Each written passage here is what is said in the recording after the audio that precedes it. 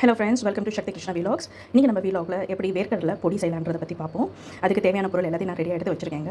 நான் ஏற்கனவே இந்த கப்பில் வேர்க்கடலையை எடுத்து நல்லா வறுத்து வச்சுருக்கேன். இங்கே பார்த்தீங்கன்னா நல்லா வறுப்பட்டு இருக்குது. ஸோ இதுக்கு ஒரு சின்ன டிப்பு, நீங்கள் வந்து வறுக்கும்போது ஒரு 4 கல் உப்பையும் போட்டு நீங்கள் வறுத்தீங்க அப்படின்னா நல்ல சீக்கிரம் வறுப்பட்டுரும். உங்களுக்கு கருகிறதுக்கும் கம்மியான டைமில் ஆகாது. ஸோ அதனால் ஈஸியாக இருக்கும். நல்லா ட்ரை ரோஸ்ட் பண்ணிக்கோங்க. இந்த மாதிரி பாருங்கள், நல்லா ட்ரை ரோஸ்ட் பண்ணிக்கோங்க. அதுக்கப்புறம் 1/2 கப்பு உளுத்தம்பருப்பு எடுத்து வச்சுருக்கேன். அப்புறம் நீட்ட மிளகாய் ஒரு 10 மிளகாய் எடுத்து வச்சுருக்கேன். அப்புறம் குண்டு மிளகாவும் ஒரு 10 மிளகாய் எடுத்து வச்சுருக்கேன். அப்புறம் தேவையான அளவு பூண்டு. நான் இது வந்து ஒரு சின்ன பூண்டை வந்துட்டு வெறும் பல்ல மட்டும் எடுத்து போய் தனித்தனியாக வச்சுருக்கேங்க. அப்புறம் ரொம்ப சின்ன புளிங்க, ரொம்ப சின்னது, ஜஸ்ட்டு பார்த்தீங்கன்னா ஒரு 3 சின்ன பீஸ் தான் எடுத்து வச்சுருக்கேன். அப்புறம் 1/2 கப்பு கடலைப்பருப்பு, அப்புறம் கருவேப்பிலை. பூண்டு வந்து உங்களோட ஆப்ஷன் தான், வேண்டாம்னா நீங்கள் ஸ்கிப் பண்ணிக்கலாம். பட் நான் இதில் வந்து பூண்டு சேர்த்து அரைக்கிறேன். ரொம்ப டேஸ்ட்டாக இருக்கும், ரொம்ப மனமாகவும் இருக்கும். அதே மாதிரி நான் கருவேப்பிலை வந்து பார்த்தீங்கன்னா யூஸ்வலாக சேர்க்க மாட்டாங்க, பட் சேர்த்துக்கிட்டிங்கன்னா ரொம்ப நல்லது. ஏன்னா குழந்தைங்களாம் வந்துட்டு கருவேப்பிலையை தனியாக எடுத்து வச்சுருவாங்க. சாம்பாரில் காயிலெல்லாம் போட்டோம்னா அதே நம்ம இந்த மாதிரி பொடியில் போட்டு கொடுத்துட்டோம்னா அவங்களால ஒன்றுமே பண்ண முடியாது. கண்டிப்பாக சாப்பிட்டு தான் ஆகணும். ஸோ இந்த மாதிரி வேணால் நீங்கள் ட்ரை பண்ணி பாருங்கள். ஆனால் நல்ல கடலையை மட்டும் நல்லா நீங்கள் வந்துட்டு ட்ரை ரோஸ்ட் பண்ணிடணுங்க.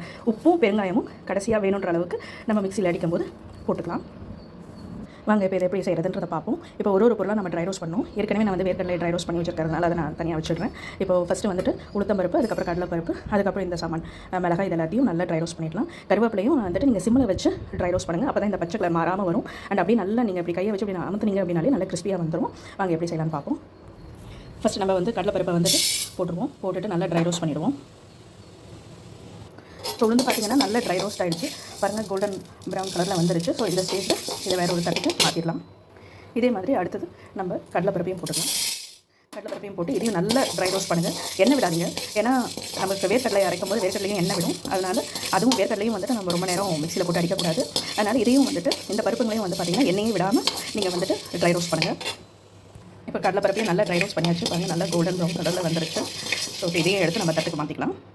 இப்போது அடுத்தது நான் வந்துட்டு காஞ்ச மிளகாய், புளி, அந்த பூண்டு பல், ஸோ இது எல்லாத்தையுமே நான் ஒன்றாவே போட்டு வறுக்கிறேங்க. ஏன்னா இது ரொம்ப சீக்கிரம் வறுபட்டுன்றதுனால நான் இப்படியே டேரெக்டாக போட்டு எல்லாத்தையும் ஒன்றாவே நான் வறுக்கிறேன். இல்லை உங்களுக்கு தனித்தனியாக வேணும்னாலும் நீங்கள் வறுத்துக்கலாம், உங்கள் இஷ்டம் தான். ஆனால் நல்லா ட்ரை ரோஸ்ட் பண்ணிடுங்க. ஏன்னா ட்ரை ரோஸ்ட் பண்ணிங்கன்னா தான் ரொம்ப நாளைக்கு அதை நம்ம வந்து வச்சு யூஸ் பண்ண முடியும். இந்த ட்ரை ரோஸ்ட் பண்ணும்போது சிம்மில் வச்சு பண்ணுங்கள். பாருங்கள், இந்த பூண்டெல்லாம் பாருங்கள் அப்படியே அது ப்ரௌன் கலரில் மாறிக்கிட்டு வருது.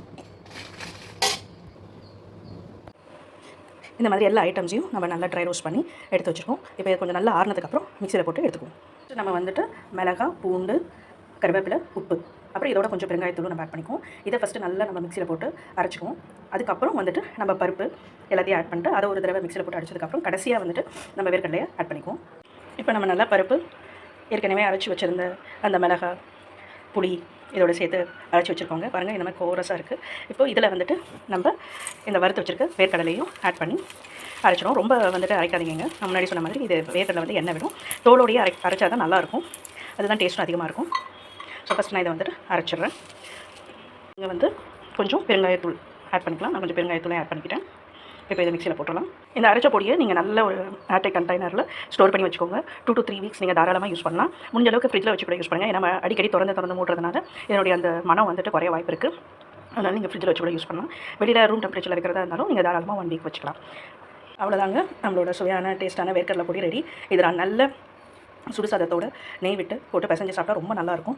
இது குழந்தைங்களுக்கு கொடுத்தா ரொம்ப நல்லது. ஏன்னா வேர்க்கடலை நல்ல protein and fibre rich food.